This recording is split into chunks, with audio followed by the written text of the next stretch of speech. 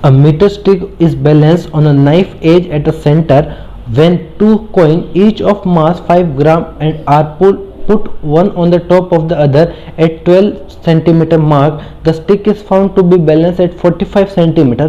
What is the mass of the meter stick? Okay तो ये अपने पास मीटर स्टिक है 1 मीटर का, यानी 100 सेंटीमीटर का स्टिक है। अगर इसको अपन बैलेंस करते हैं तो ये बीच में एग्जैक्ट बीच में बैलेंस होगा ना, जैसे पेन है, पेन को बैलेंस करें एग्जैक्ट बीच में बैलेंस होगा, ठीक है। तो ये बैलेंस 50 सेंटीमीटर के ऊपर बैलेंस होगा, यहाँ से 50 यहाँ से भी 50। लेकिन अगर इसके 12 सेंटीमीटर के ऊपर दो कॉइन रख देते हैं, दो कॉइन रख देते हैं, जिसका एक का एमडेस का एक कॉइन का मास है 5 ग्राम, तो दो कॉइन का हो जाए 10 ग्राम मास हो जाएगा। उनको अगर रख देते हैं तो जो बैलेंस है ये नाइफ है, नाइफ के ऊपर बैलेंस कर, जैसे मैं उंगली के ऊपर बैलेंस कर रहा हूँ ना, वैसे ही ये नाइफ के ऊपर बैलेंस कर रहे हैं। तो उंगली पर बैलेंस यानी नाइफ के ऊपर बैलेंस कर रहे हैं, ये वो नाइफ है जिसके ऊपर बैलेंस कर रहे हैं। तो ये कहाँ पर शिफ्ट हो जाता है, 45 सेंटीमीटर के ऊपर शिफ्ट हो जाता है अगर यहाँ पर दो कॉइन रख देते हैं तो।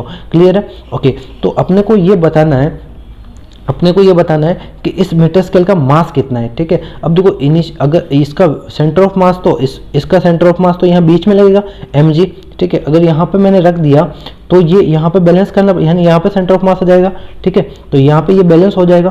तो अब अपने को ये बताना है इसका मास कितना है। अब मेरे को बैलेंस हो गया, ये बैलेंस हो गया, इसका मतलब ये रोटेट नहीं हो रहा है। बैलेंस का मतलब क्या है, रोटेट नहीं हो रहा है ना। अगर रोटेट हो रहा है तो फिर बैलेंस कहाँ से होगा, तो बैलेंस का मतलब रोटेट नहीं हो रहा है। तो अगर मैं किसी भी पॉइंट के अबाउट टॉर्क देखूँ तो वो 0 आएगा। अब देखो यहाँ पे ये 45 है, ये 50 है, तो ये 5 होगा। ये चीज़ क्लियर है? ये 5 सेंटीमीटर होगा, ये 12 सेंटीमीटर है। चलो, तो यहाँ पे किसी भी पॉइंट यानी ए पॉइंट देखूँ, या ये नाइफ का बी पॉइंट देखूँ, या इसका सी पॉइंट देखूँ, किसी भी पॉइंट के अबाउट टॉर्क 0 होगा। ये चीज़ क्लियर है? किसी भी पॉइंट के अबाउट टॉर्क 0 होगा।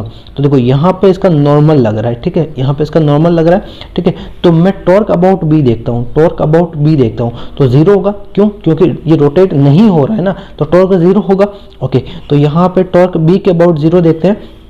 तो देखो ये जो mg फोर्स लग रहा है इसके ऊपर, वो इसको नीचे की तरफ घुमाना चाह रहा है, वो नीचे की तरफ घुमाना चाह रहा है ना, तो इसको अपन नेगेटिव बोल देते हैं। तो इसका टॉर्क अपन लिखते हैं, b के अबाउट c का टॉर्क लिखते हैं। तो ये नीचे घुमाना चाह रहा है तो नेगेटिव कितना, टॉर्क कितना होता है, r इंटू एफ होता है ना, यानी r इंटू एफ। तो यहाँ पे r इंटू एफ w लिख लूंगा। ओके, दूसरा ये तो उस b के ऊपर ही है, तो यहाँ पे डिस्टेंस 0 है, तो टॉर्क 0 आ जाएगा।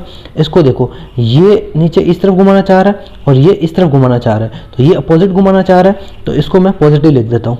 ये नेगेटिव इस तरफ घुमाना चाह रहा है, ये इस तरफ घुमाना चाह रहा है, तो दोनों अपोजिट डायरेक्शन में घुमाना चाह रहा है ना, तो इसको अपन नेगेटिव लिख देते हैं। यहाँ से डिस्टेंस देखो, डिस्टेंस कितना आ जाएगा, ये तो अपन ने 5 ले लिया ना, 5 कितना पता है, ये नहीं पता मेरे को। तो देखो 45 में से अगर मैं 12 निकाल दूँ, 45 में से 12 निकाल दूँ तो डिस्टेंस आ जाएगा। ओके, और ये मास फोर्स कितना आ जाएगा, 2 mg। ओके, वैल्यू पुट करते हैं। तो देखो ये Rw इजिकल टू ये आ रहा है, क्योंकि ये 0 के इक्वल है, तो Rw यानी 5 इंटू w यानी mg, okay, is equal to 45 में से 12 निकालो तो 33। ओके, 2 m कितना है 5, और ये g, तो g कैंसिल आउट।